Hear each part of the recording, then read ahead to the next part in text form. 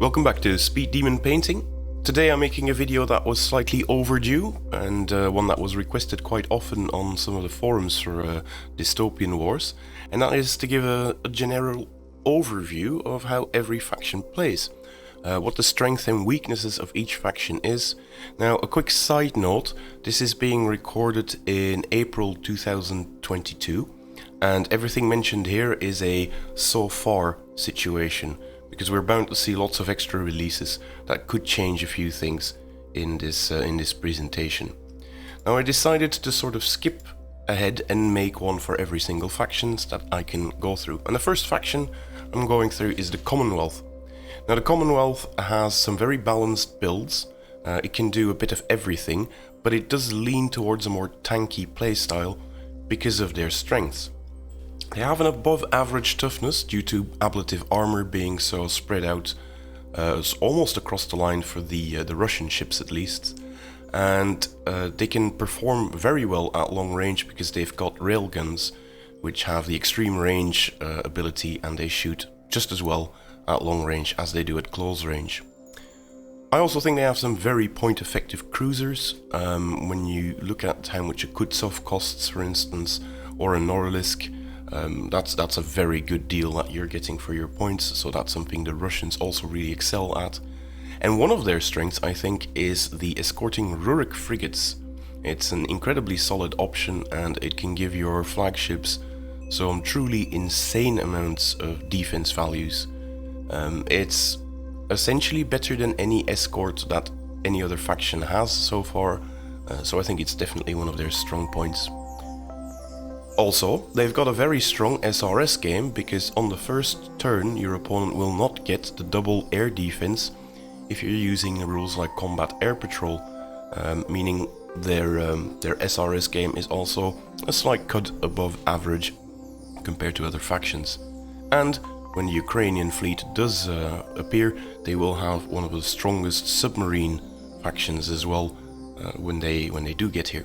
Now, it's not all glory, of course, for the Commonwealth. There are a couple of inherent weaknesses that they have. First of all, their weapons are fairly basic. They do have that railgun, as mentioned before. That is a fairly points costly upgrade, and they do not really get a lot of other special weapons. So if you're looking for esoteric weapons, this is not really the faction that you should be looking at. Also, so far, they have a seemingly underdeveloped aerial force. I've not seen many different Russian flyers, so they don't do that very well. And just the design of the ship, or their ships in general, means that they have both front-facing and rear-facing guns. So maneuvering them is slightly tricky to get the most out of the firepower from these ships. So that's something you need to keep in mind if you're a beginning player. Next up we have the Prussians, well, I should say the Imperium really, but so far it's a lot of Prussians and some Teutonic units. This is also a very balanced fleet, but this is leaning more towards an aggressive playstyle with lots of aggro. Why? Well, it's a very balanced force, and every ship in it has a very defined role. If you take ships designed for long-range combat, they will do just that, but if you want things to get up close and screw up your opponent's battle plans that way, they will have access to it as well. They also have, in my book, the strongest assault game of all of them, especially now with the Hochmeisters, the large mecha units being released. They can really tear an opponent apart in close combat. Also, a fun thing to have is they have the largest amount of units to choose from the game so far. Most of the times when something is released, the Imperium release seems to be the first one into the fray as well. For a beginning player, it's also very easy to pilot these ships. Almost all their guns face forwards, so it's not very tricky to maneuver them. It was trickier with the Russians, as mentioned before. They also have an above average SRS game because of the Blitzen bombers. They have the strongest special SRS tokens in them. And yeah, they're a very straightforward gameplay. Just point all of those guns forwards already and go for it. Can't really go wrong. Then, what are their weaknesses? Well, they don't have standard gun batteries. They do have volt guns, however, as a replacement, but these weapons do not throw a lot of dice in an assault, in support I should say, meaning you are hard pressed to get mega shots offloaded onto your opponent, so that's something to keep in mind. Also, I don't think these guys have heard of submarines yet, and there is virtually no defensive bonus in this army, or in this fleet I should say, whatsoever. So if you're expecting a tanky army, look elsewhere than the Prussians. Now, the Enlightened came in the starter set, and they essentially play a very short-ranged, aggressive playstyle, and having to rely on high tech to close the gap and to keep their ships alive. Now, they do have some incredible strengths though. They have an incredibly reliable output because they have lots of guns with sustainable, allowing you to reroll your assaults. So if you're somebody who finds themselves being unlucky every now and then, these have built-in protection against this. They also have very solid support dice values on very common weapons for them, so bringing together large pools of attacks is something that the Enlightened can do really easily compared to some other factions. Also, what they describe as a common weapon would be classed as an esoteric weapon for any other faction, so they really do that well. And their close range firepower is some of the most brutal you can encounter. They also have, as I described here so beautifully, the filthiest Mass 1 ship in the game that just stands out a cut above the rest. Their automaton Mass 1 games, if you don't stop them before they get to you, you will just see your fleet being evaporated in front of you. So that's something to be wary of if you are playing against them as a starting up player. Usually you're sort of scared of the big ships. With this fleet you have to be scared of the small ones. Generators are going around for everyone, so you're getting most of the benefits from that. And they have some fancy extra tricks for defense, although I wouldn't describe them as being a tanky faction because they don't really have a lot of hull points. I also describe this with the weaknesses. The specialized cruisers, the ones that are long range, are incredibly expensive, and that's why I think this faction is a bit below the curve when it comes to the long range firepower game. Also a thing to remember is, command rerolls are incredibly useful for virtually every other faction. They kind of fall flat if most of your weapons allow rerolls already, because your command reroll can't overwrite this. And, as of now, they have very lackluster fleet bonuses. This can also be seen as a strength though, because you're very free to make whatever build you want without having to chase a very needed fleet bonus. And they're not exactly strong in an assault, and that's tricky to balance as a new player, because you have a lot of short range weapons, but you do not want to get caught in an assault by the opponent. And let's be honest, if you're a new player, there is a bit of a steeper learning curve with this faction, because there's such an abundance of special rules, and you're bound to miss one or two of them in your first game. Next up is the Crown. It's also one of those balanced forces, but they have a tendency for a more long range and a more castle/bunker playstyle.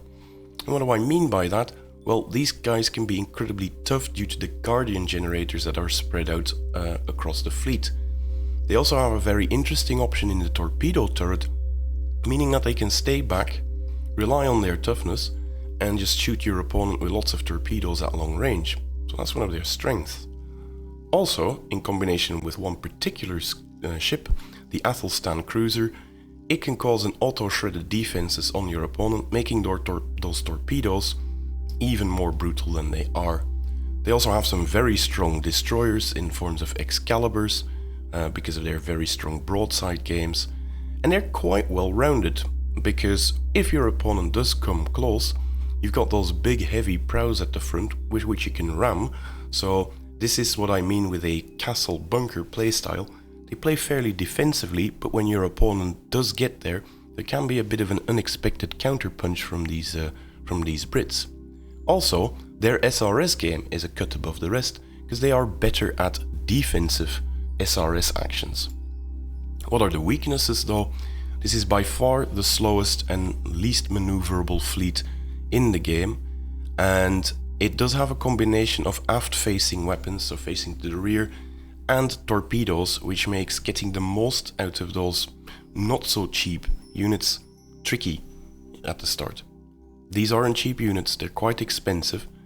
In my book, some of them are a bit too overcosted, but that's a personal opinion.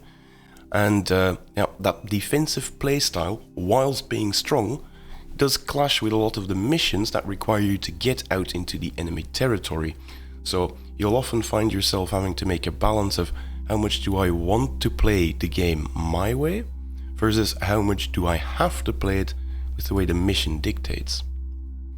Next up is the Union. If you're looking for medium to long range firepower and an aggressive force, this is the army for you. They have some incredible maneuverability due to paddle wheels. It's almost impossible to get caught off guard as a new player because of how easy these ships can turn. They're also very easy to pilot, lots of forward firing guns, meaning you don't really have to worry about tricky broadside maneuvers or anything along those lines. And they have a lot of special rules and Ekron observers, making the most out of common weapons. So even the humble gun battery and the humble rocket battery will perform exceptionally well in this force. They have one of the more interesting Mass 1 ships as well, in the RC-52 automata flying units that you see in the background of this shot as well. And yeah, it's very easy to pilot them. Also a very strong card game. Cards can really swing a battle around, and with their Semper Fortis rule, they can get those strong cards back with a bit of luck, and that's something to note here as well. The weaknesses from this force is they also have no submarine game. There have not been any released so far, and except for the Tesla Masterworks ships, there's not that many esoteric weapon options that you can take. Their basic ships are just that, basic rocket batteries and basic gun batteries, but they do it very well. If you're looking for fancy weapons though, there might be some other factions for you. Also, nothing sets them apart in terms of the SRS games, so that is a bit on the underwhelming side because we've seen quite a few pass already that have stronger SRS game than these. And they're not that great in an assault either. They don't really get that many extra ships that are noticeably strong in that phase of the game, so that's why I described them as a more medium to long range firepower force, because that's when their gun batteries and rocket batteries operate best. Now the Empire is a faction of two faces. On the one hand you've got the Chinese faction, which is a very aggressive and short to medium range faction, and you have the Japanese part of that equation, which is a balanced faction with lots of toughness and very solid assaults as well. So it's a trickier one to explain their strengths for. The first strength that they definitely have is the Hokian. It's one of the most devastating weapons. It's their flamethrower and it can literally melt units away. It can do a lot of damage if you get up close enough. They also have the strongest defensive generator in the game, in the interface generator. And if your opponent spams those, you're gonna have a very tough time getting through it. Of course, at the expense of the opponent's firepower. The Chinese have the advantage of being incredibly maneuverable with paddle wheels, and the Japanese are just tough as old boots through good old honest stats. So you don't really have to worry about any special rules as a new player. You'll just notice that those stats are slightly higher than other factions.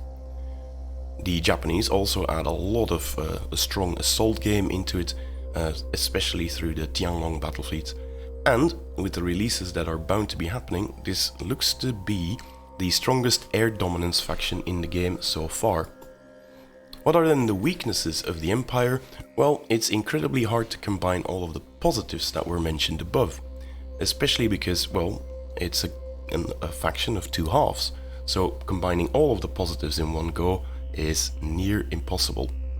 Also, because every nation has its own identity, that sort of comes at the expense of any balanced gameplay. You really have to pick a plan and go for it. Submarines is also something that these guys seemingly never have heard of before, although that is perhaps subject to change. And if you're looking for a lot of long-range bombardment and firepower, look elsewhere, because that's not really a strong suit for the Empire. That's the overview so far. I have left out in the French and the Sultanate so far mostly because they don't really have a lot of releases yet, and they still have a very early Orbat version 0 point something, if I'm not mistaken. So if I do an update to this video, I'll be sure to include them. I hope this was useful to you, and I hope to see you next time around. Bye!